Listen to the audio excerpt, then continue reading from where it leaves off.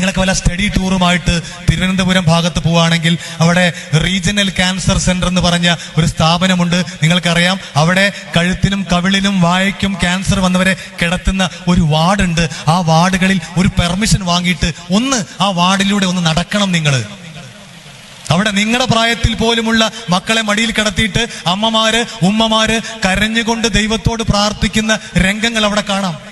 കരഞ്ഞുകൊണ്ട് പ്രാർത്ഥിക്കുകയാണ് മടി കിടത്തിയിട്ട്, ദൈവമേ പടച്ചോനെ എന്റെ മോന്റെ അസുഖം ഒന്ന് മാറ്റിത്താ, എന്റെ മോളെ ഒന്ന് സുഖപ്പെടുത്തിത്താ, എന്റെ മോനെ ഒന്ന് വേഗം ഭേദമാക്കിത്താ എന്നല്ല പലരും പ്രാർത്ഥിക്കുന്നത്. എന്റെ മോനെ കൊണ്ടുപോക്കോ, അവൻ മരിച്ചോട്ടെ, അവൻ എന്തിനങ്ങനെ ഇട്ടിരിക്കണേ, എന്റെ കുട്ടി ഇങ്ങനെ പെടയുന്നത് കാണാൻ എനിക്ക് വയ്യ, എന്റെ കുട്ടി ഇങ്ങനെ വേദന സഹിച്ചുകൊണ്ട് ഇങ്ങനെ പെടഞ്ഞുകൊണ്ട് എന്റെ കുട്ടി ജീവിക്കണ്ട, എന്റെ കുട്ടി മരിച്ചോട്ടെ, എന്റെ കുട്ടി മരിച്ചോട്ടെ എന്ന് പ്രാർത്ഥിക്കുന്ന അമ്മമാരവിടെയുണ്ട്. എന്താണ് അവസ്ഥ എന്ന് നിങ്ങൾ ഓർത്തു നോക്ക് മക്കളെ. ഒരുപാട് മധുര ചുംബനങ്ങൾ ഏറ്റുവാങ്ങാനുള്ളതാണ് ഈ കവിളുകൾ. ഒരുപാട് മധുര ചുംബനങ്ങൾ ഏറ്റുവാങ്ങാനുള്ള കവിളുകളാണിത്. നിങ്ങളുടെ അടുത്തിരിക്കുന്ന ഏറ്റവും അടുത്ത ചങ്ക്, ഏറ്റവും അടുത്ത സുഹൃത്ത് പോലും അറപ്പോടെ വെറുപ്പോടെ നോക്കുന്ന ഒരവസ്ഥയിലേക്ക് നമ്മുടെ മുഖത്തെ, നമ്മുടെ കവിളുകളെ നമ്മൾ മാറ്റണോ വേണ്ടയോ എന്ന് തീരുമാനിക്കേണ്ടത് നമ്മളാണ്. ഒരുപാട് മധുര ചുംബനങ്ങൾ ഏറ്റുവാങ്ങാനുള്ള കവിളുകളാണ് നമ്മുടെ അമ്മ, നമ്മുടെ ഉമ്മ. നിങ്ങളൊക്കെ ഈ ഹോസ്റ്റലിൽ നിന്ന് നിങ്ങളൊക്കെ ഇടയ്ക്ക് ലീവ് കിട്ടിയിട്ട് വീട്ടിൽ പോവില്ലേ? എന്നും വീട്ടിൽ പോണ ആൾക്കാരും ഉണ്ടാവും. വീട്ടിൽ പോവില്ലേ? ആ വീട്ടിൽ ചെല്ലുമ്പോ നമ്മുടെ അമ്മ, നമ്മുടെ ഉമ്മ നമ്മളെ ചേർത്ത് പിടിച്ച് നമ്മളെ കവിളിൽ തരുന്ന ആ മധുര ചുംബനത്തെക്കാൾ വലിയൊരു ലഹരിയൊന്നും ഈ ലോകത്ത് വേറെ ഇല്ല മക്കളെ. സ്വർഗം അന്വേഷിച്ച് നിങ്ങൾ വേറെ എവിടെയും പോണ്ട, മാതാവിന്റെ കാൽച്ചുവട്ടിൽ പോയാ മതി.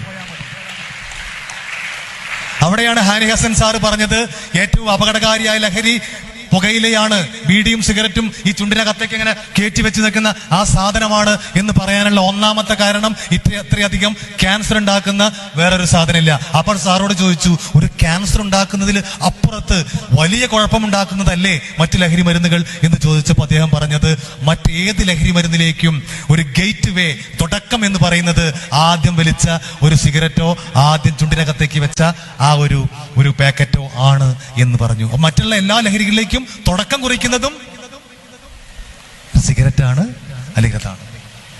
ഇതാണ് മക്കളെ ലഹരിയുടെ ഏറ്റവും വലിയ കുഴപ്പം. ഞാൻ ഈ ക്ലാസ് പറഞ്ഞ് അവസാനിപ്പിക്കുമ്പോൾ ഇനി എനിക്ക് ഒരു 15 മിനിറ്റ്, ഒരു 10 മിനിറ്റ് ഞാൻ എടുക്കുന്നുള്ളൂ. ഇത് അവസാനിപ്പിക്കുമ്പോൾ ലഹരി ഉപയോഗിച്ച് ഈ ഫ്രോണ്ടൽ ലോബ് ഓഫായി പോയ ഒരുപാട് പേര് നമ്മുടെ ചുറ്റുപാടുകളിൽ ഉണ്ട് എന്ന് ഞാൻ പറഞ്ഞില്ലേ. അവർ ചെയ്യുന്ന ക്രൂരതകൾ ഒരു ചെറിയ കവിതയിലൂടെ ചൊല്ലി നമുക്ക് ഒരു 10-12 മിനിറ്റ് കൊണ്ട് ഈ ക്ലാസ് അവസാനിപ്പിക്കാം. ലഹരിക്ക് പറയാനുള്ളത് അതാണ് കവിത. ലഹരി പറയുന്നു, ഞാൻ എന്തൊക്കെയാണ് ചെയ്തത്, ഈ ചുറ്റുപാടുകളിൽ ലഹരി കാട്ടിക്കൂട്ടിയ ഭീകരതകൾ എന്തൊക്കെയാണ് എന്ന് ലഹരി തന്നെ പറയുന്നു. ലഹരി പറയാണ്, തഴുകി തലോടി ഉറക്കേണ്ട പുത്രിയെ തല തൂക്കി കിണറ്റിലേക്കെറിയിച്ചതും ഞാൻ, പൊന്നുപോൽ വളർത്തിയോരച്ഛന്റെ മൂർധാവ് പുത്രനാൽ തല്ലി പിളർപ്പിച്ചതും, പുത്രന്റെ കർണത്തിൽ താതൻ തൻ അതിപാദം ബധിരവിലാപിയായി അലയിച്ചതും ഞാൻ, പതിവായി അന്നം വിളമ്പുന്ന കാന്തയുടെ കണ്ണിൽ കത്തി കയറ്റിച്ചതും, പതിവായി അന്നം വിളമ്പുന്ന ഭാര്യയുടെ കണ്ണിൽ കത്തി കയറ്റിച്ചതും ഞാനാണ് ലഹരി.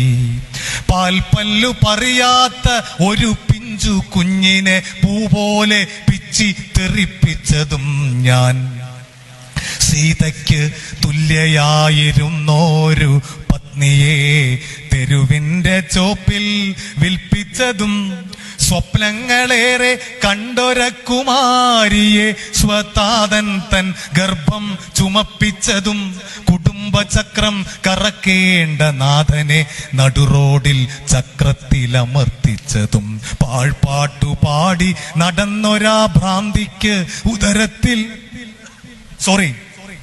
ഉദരത്തിൽ ഒരനാഥനെ കൊടുപ്പിച്ചതും, നായ്ക്കളാൽ മുഴുവദനം ഭുജിപ്പിച്ചു ചൊരുത്തനെ എൻ മുഖമെവിടെന്ന് തിരയിച്ചതും ഞാനാണ് ലഹരി. 70 നിരങ്ങുന്ന മുത്തശ്ശിയെ പോലും. അവിടെ തിരുത്തുണ്ട്. ഞാൻ ഈ കവിത എഴുതിയ സമയത്ത് ഉണ്ടായ സ്ഥിതിവിവര കണക്കുകൾ വെച്ചിട്ടാണ് 70 വയസ്സ് എന്ന് അതിൽ എഴുതിയത്. പക്ഷേ അതിനുശേഷം അത് ആ റെക്കോർഡ് തിരുത്തപ്പെട്ടു എന്ന് തുടക്കത്തിലെ ഞാൻ പറഞ്ഞു. 70 നിന്ന് 90 പോയി. 90 നിരങ്ങുന്ന മുത്തശ്ശിയെ പോലും ഭ്രാന്തിനിരയാക്കി കൊല ചെയ്യിച്ചു. മരുന്നിന് മണ്ടുന്ന മകന് ഞാൻ കെണിയിട്ടു. കിട്ടാതെ അമ്മയും വിട പറഞ്ഞു. താലിക്ക് കരുതിയ പണമച്ചൻ വരിയിട്ടു. താലിക്ക് കരുതിയ പണമച്ചൻ വരിയിട്ടു. മുഹൂർത്തത്തിൽ മകൾക്ക് വായ്ക്കരിയും കറുകയും. താലിക്ക് കരുതിയ പണമച്ചൻ വരിയിട്ടു. മുഹൂർത്തത്തിൽ മകൾക്ക് വായ്ക്കരിയും കറുകയും. ഞാനാണ് ലഹരി. ആ കവിത ഇനി ഒരുപാടുണ്ട്. ഓരോ ദിവസവും ഓരോ വരികൾ അതിൽ ചേർത്തുകൊണ്ടിരിക്കുകയാണ്. ആ ചേർക്കാനുള്ള അനുഭവങ്ങൾ ഇപ്പൊ നമ്മുടെ സമൂഹത്തിൽ നടന്നുകൊണ്ടിരിക്കേണ്ട. ലഹരി പറഞ്ഞ് അവസാനിപ്പിക്കുന്നു, ഇതൊക്കെ ചെയ്തത് ഞാനാണ്. ഇതൊക്കെ കണ്ടിട്ടും കേട്ടിട്ടും എന്നിട്ടും നിങ്ങൾക്ക് എന്റെ പുറകെ വരണോ? ലഹരി ചോദിക്കുകയാണ് നിങ്ങളോട്, അവസാനിപ്പിക്കുകയാണ്. എന്നിട്ട് വരണമെങ്കിൽ വന്നോ. ലഹരി പറയുന്നു, നിങ്ങൾ എന്നെ വേൾക്കുക, ചിന്തയിൽ വിശപ്പുക കുത്തി നിറയ്ക്കുക. തലച്ചോറിൽ ഭ്രാന്തിന് ഹരിശ്രീ കുറിക്കുക. ഹൃദയത്തെ പൊട്ടിച്ച് പുറത്തേക്കൊഴുക്കുക. കരളിനെ തൂക്കാൻ ഒരു ത്രാസും വാങ്ങിക്കുക. മക്കൾക്കൊരു കുമ്പിൾ വെള്ളം കരുതുക. മരണത്തിലേക്കുള്ള വഴിയും കാണിക്കുക. എന്നിട്ട് ഒരു തുള്ളി ശ്വാസത്തിനായി കൈനീട്ടുക. ഒരൊറ്റ ശ്വാസത്തിനായി നീ കെഞ്ചുക. കിട്ടാതെയൊന്ന് പിടഞ്ഞുകൊള്ളുക. പിടഞ്ഞ് മരിച്ചുകൊള്ളുക.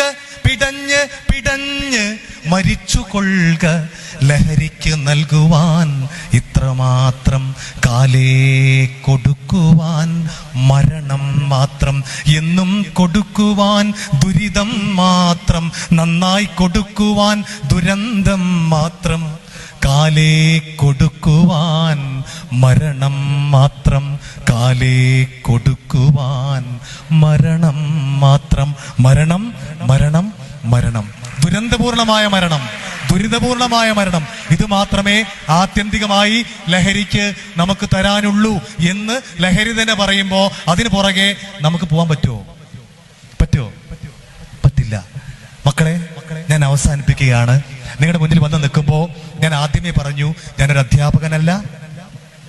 നിങ്ങളുടെ മുന്നിൽ വന്ന് സംസാരിക്കാനുള്ള വലിയ യോഗ്യതയൊന്നും എനിക്കില്ല. പക്ഷെ എനിക്ക് നല്ല ധൈര്യമുണ്ട്. നിങ്ങളല്ല, ഞാൻ പറഞ്ഞല്ലോ, ഇതിന്റെ 10 ഇരട്ടി ആൾക്കാർ എൻ്റെ മുന്നിലുണ്ടെങ്കിലും എനിക്ക് ധൈര്യമുണ്ട് നിങ്ങളുടെ മുന്നിൽ ഇത് സംസാരിക്കാൻ. അത് ഞാൻ ഈ പറയാൻ പോകുന്നത് എൻ്റെ മേന്മ പറയാൻ അല്ല കേട്ടോ. എന്നാലും ഞാൻ പറയാണ്, ജീവിതത്തിൽ ഒരിക്കൽ പോലും ഞാൻ മദ്യപിച്ചിട്ടില്ല. ഒരു സിഗരറ്റ് പോലും എൻ്റെ ചുണ്ടിൽ ഞാൻ വെച്ചിട്ടില്ല. ഞാൻ അങ്ങനെ ആയിട്ടുണ്ടെങ്കിൽ എനിക്ക് കയ്യടി വേണ്ട. ഞാൻ പറഞ്ഞു വരുന്നത്, വേറൊരു കയ്യടി കൊടുക്കാൻ ഒരു അവസരം ഞാൻ നിങ്ങൾക്ക് തരികയാണ്. ഞാൻ അങ്ങനെ ആയിട്ടുണ്ടെങ്കിൽ അതിൽ 100% കടപ്പാടും എനിക്ക് ഈ ലോകത്ത് ഒരാളോടാണ്. അതെന്റെ അമ്മയോടാണ്.